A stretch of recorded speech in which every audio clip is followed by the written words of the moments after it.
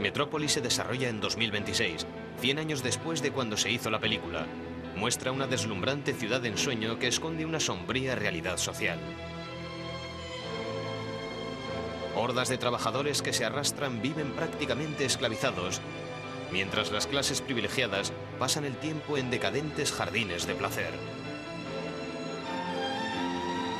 Las admiradas imágenes de Fritz Lang podían estar inspiradas en los rascacielos norteamericanos, pero el universo social que describe es el de la Alemania de la preguerra y refleja las luchas entre comunistas, socialistas y el naciente partido nazi. Aunque el comentario se perdiera para muchos espectadores norteamericanos, el puro espectáculo los cautivó. Fritz Lang fotografió 49 veces más imágenes en Metrópolis de lo que nunca había llegado a la pantalla. La obra maestra de Lang tardó 2 años en completarse y requirió la participación de 37.000 extras. En una escena, Lang quería que 6.000 hombres aparecieran con la cabeza rapada. El efecto, como muchas de las inconfundibles escenas de la película, resultó imposible de olvidar. Las imágenes de aquellas películas llenaron las mentes de la gente y se quedaron ahí durante mucho tiempo. Y aún hoy siguen con nosotros.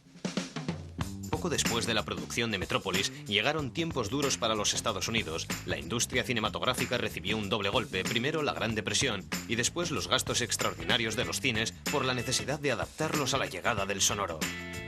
Ni siquiera el éxito de Frankenstein en 1931, que recaudó $5 millones y probablemente salvó a los estudios Universal de la bancarrota, consiguió insuflar nueva vida a la economía de Hollywood. Los estudios se dieron cuenta de que no podían pagar efectos de calidad como los de Metrópolis. En su lugar, la ciencia ficción se hizo un hueco cinematográfico en los seriales que se daban en los cines antes del plato fuerte de gran presupuesto.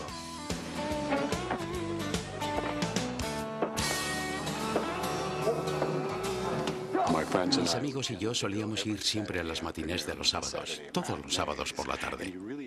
Y te daban una tarde completa, porque empezaban con un serial y luego había un programa doble, la película de serie B y la película A.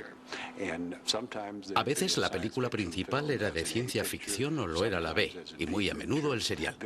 Así que veíamos bastante ciencia ficción. Siempre había mucho suspense y situaciones complicadas del tipo ¿cómo va a salir de esta?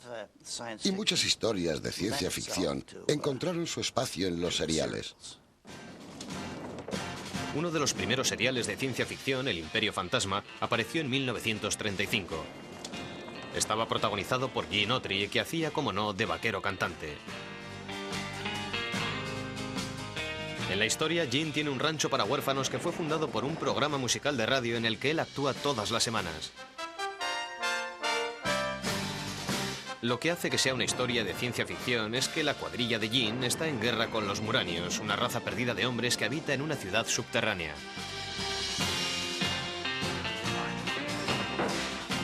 La batalla siempre termina cuando llega el momento de que Gene cante en su programa de radio. Si no hiciera el programa, perdería el rancho y todos los niños se quedarían sin hogar. Este era el robot principal del serial, el Imperio Fantasma, que se encontraba a 6.000 metros bajo tierra. Parece de cartón.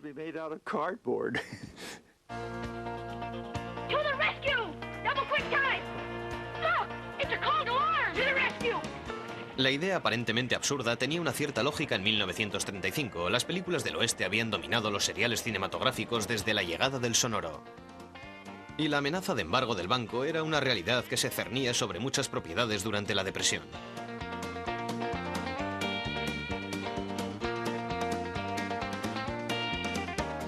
A causa del éxito del Imperio Fantasma, los estudios se replantearon su posición ante los seriales. Y un año después nació el primer héroe perfectamente reconocible de ciencia ficción.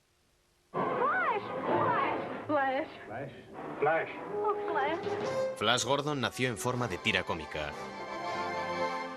En 1936, Flash estaba en la cumbre de su popularidad. Y Republic Pictures gastó $350.000 en 12 episodios, lo cual era el doble o el triple de lo que costaba un serial medio. Flash Gordon fue una ópera espacial clásica. Se daba ese nombre a la ciencia ficción que no se preocupaba sobre el cómo y el porqué de la tecnología. Y la verdad es que la gente no estaba tomando notas. Flash Gordon has been destroyed, but Ming's orders were to take him alive. Me tenía totalmente atrapado. Era algo como la suspensión voluntaria de la incredulidad. Estaba totalmente dispuesto a creérmelo todo. ¿Puro escapismo? No del todo. Ni siquiera Flash era completamente ajeno a los acontecimientos de la época.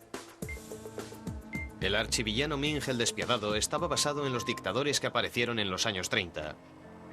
Parece que la ciencia ficción, incluso la más simple, no podía rehuir los titulares de la década de 1930 y pronto, la propia ciencia ficción llegó a ser protagonista de ellos a causa de una simple emisión radiofónica de 1938.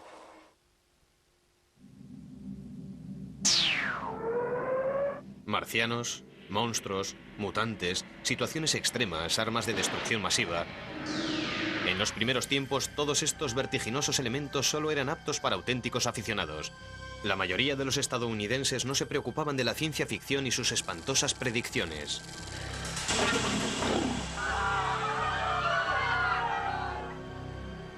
Pero a finales de la década de 1930, la ciencia ficción llegó a la mayoría de la población. El 30 de octubre de 1938 se produjo la primera señal de que algo estaba cambiando en el ambiente, más concretamente en las ondas. The Columbia Broadcasting System and its affiliated stations present Orson Welles and the Mercury Theater on the Air in The War of the Worlds by H.G. Wells. La Guerra de los Mundos, aquel viejo relato sobre una invasión marciana escrito en 1898, había madurado convirtiéndose en algo que cuajó de manera extraña en 1938. 1938 fue un año asombroso.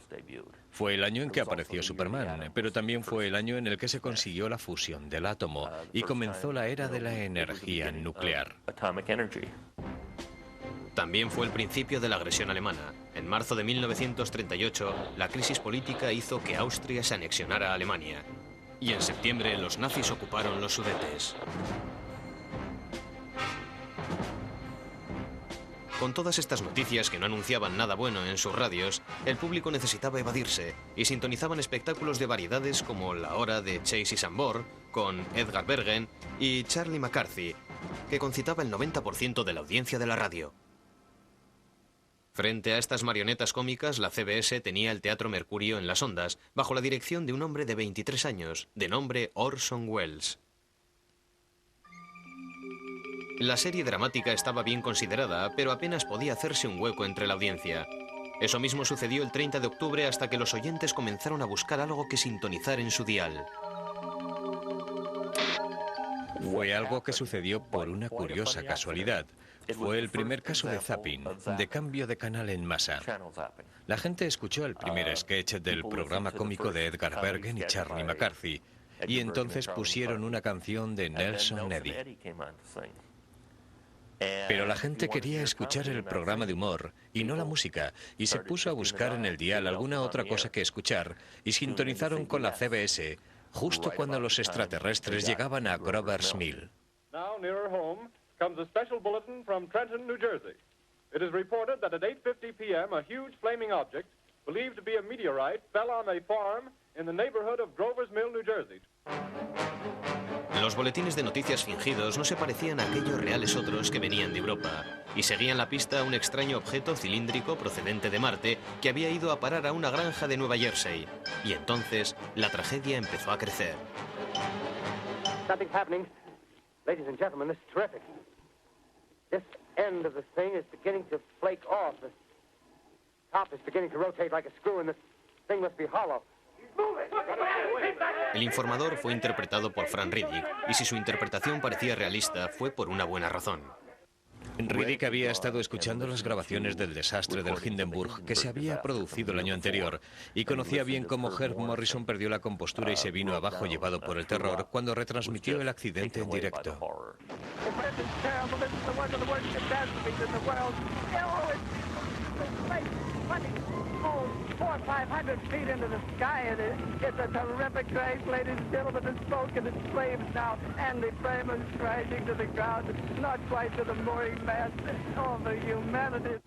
Y Frank Riddick recreó todo aquel horror para la escena de la Guerra de los Mundos.